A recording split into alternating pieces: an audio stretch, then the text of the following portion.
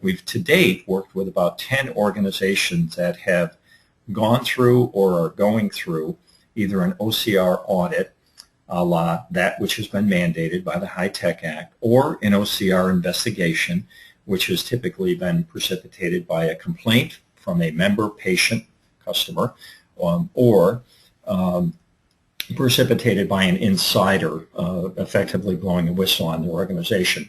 So day in, day out, we see this subject matter come up. And we get asked the question every day of the week, good grief, this is very, very voluminous. There's a lot of work. How do we get started? And what I'm recommending here, and this will be a segue into the deep dive into policies and procedures, here are the things that we're saying day in, day out. And some of them, this may serve as a little checklist for your organization.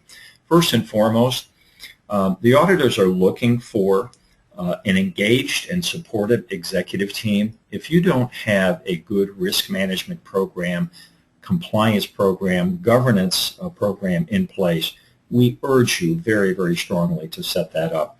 When the auditors come calling, they're not starting in the basement, they're not starting in the IT area, they're starting with the C-suite. Secondarily, we encourage you to complete a gap assessment against the security rule, which is intensely focused on today's subject matter, policies and procedures.